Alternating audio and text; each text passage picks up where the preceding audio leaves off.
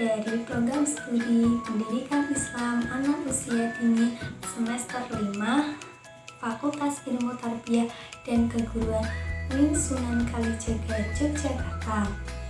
Kali ini saya akan membahas mengenai manajemen pengelolaan PAUD yang efektif dan efisien yang dapat diminati oleh masyarakat. Simak terus ya video saya sampai selesai. Oke. Efektif dan efisien. Efektivitas suatu manajemen pendidikan anak usia dini dapat dilihat dari terlaksananya semua program secara tepat, serta melibatkan seluruh komponen lembaga PAUD tersebut. Efisien berarti dalam perorganisasian program pendidikan anak usia dini terlaksana dengan sumber daya seminimal mungkin. Namun pada pelaksanaannya secara nyata, manajemen pendidikan anak usia dini yang efektif dan efisien tidak mudah untuk diwujudkan. Manajemen PAUD yang efektif dan efisien ini kajinya terlalu akademis dan agak sulit dijabarkan secara konkret. Efektif dan efisien dalam manajemen pendidikan anak usia dini sangat berkaitan dalam pengambilan keputusan yang tepat dan pemberdayaan seluruh komponen untuk mencapai tujuan semaksimal mungkin. Pemerintahan mengatur pendidikan anak secara spesifik pada Undang-Undang Nomor 20 Tahun 2003 tentang Sistem Pendidikan Nasional. Dalam pasal 1/14 dikatakan bahwa pendidikan anak usia dini adalah suatu upaya pembinaan yang ditujukan kepada anak sejak lahir sampai dengan usia 6 tahun yang dilakukan melalui pemberian rangsangan pendidikan untuk membantu pertumbuhan dan perkembangan jasmani dan rohani agar anak memiliki kesiapan dalam memasuki pendidikan lebih lanjut. Selanjutnya, pada pasal 28 dinyatakan bahwa pendidikan anak usia dini dapat diselenggarakan melalui jalur pendidikan formal, non-formal, dan informal. Selanjutnya, bagaimana mengelola lembaga PAUD secara efektif dan efisien agar diminati oleh masyarakat? Menjadi lembaga PAUD yang diminati masyarakat merupakan impian bagi setiap lembaga PAUD. Bukan hal yang mudah untuk mewujudkan hal itu, namun juga bukan sesuatu yang sulit bagi lembaga PAUD yang mau bekerja keras. Untuk itu, dalam meningkatkan kualitas lembaga PAUD, pengelolaan PAUD dapat memakai Standar Nasional Pendidikan atau yang biasanya disebut SNP PAUD yang tertuang dalam Permendikbud Nomor 146 Tahun 2014. Standar kualitas PAUD dapat dipisah menjadi 8 kategori. Yang pertama, standar tingkat pencapaian perkembangan anak. Yang kedua, standar isi. Yang ketiga, standar proses. Yang keempat, standar penilaian. Yang kelima, standar pendidikan dan tenaga kependidikan. Yang keenam, standar sarana dan prasarana. Yang ketujuh, standar pengelolaan. Dan yang kedelapan, standar pembiayaan.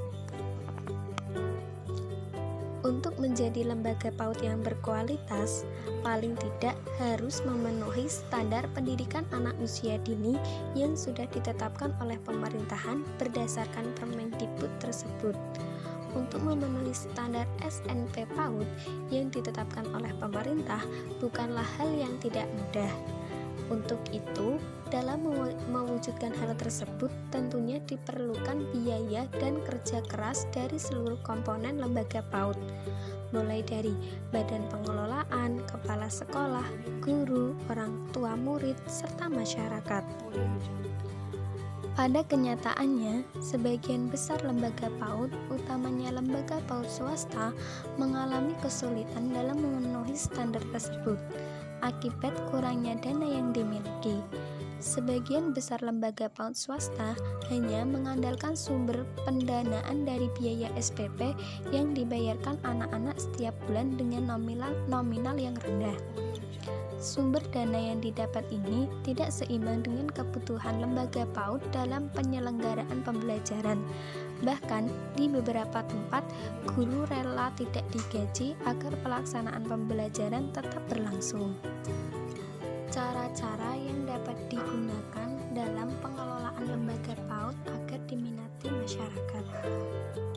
Cara yang pertama yaitu dengan menunjukkan kualitas dan hasil pembelajaran yang langsung tampak dampaknya, serta bisa dirasakan oleh wali murid, seperti mengajak anak untuk berbuat sopan santun. Contoh misalnya, bagaimana cara meminta sesuatu kepada orang tua, atau mengucapkan terima kasih bila diberi sesuatu atau diberi pertolongan, atau memberikan dan menerima sesuatu dengan tangan kanan.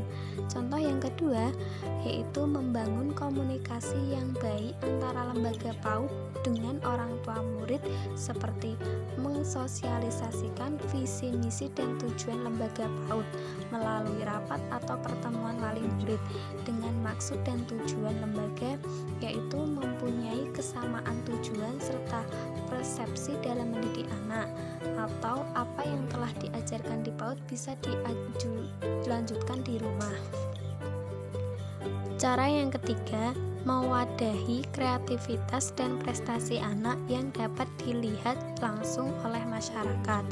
Salah satunya dengan cara bisa melakukan melalui pentas seni atau kebiar anak soleh. Cara yang keempat, membuat pembelajaran berbasis masyarakat, misalnya kegiatan bercocok tanam yang dilakukan di kebun masyarakat, atau kegiatan mengenal binatang seperti ikan, kambing, sapi, dan lain-lain. Bisa juga di kolam atau kandang milik masyarakat. Yang kelima, menyediakan alat permainan edukatif APE luar yang lengkap. Yang keenam, guru memiliki kepribadian yang baik di lingkungan masyarakat. Mungkin cukup itu yang bisa saya sampaikan. Semoga dapat bermanfaat untuk kalian semua. Dan terima kasih sudah melihat video saya sampai selesai. Sampai jumpa di video pembelajaran saya berikutnya. Dadah!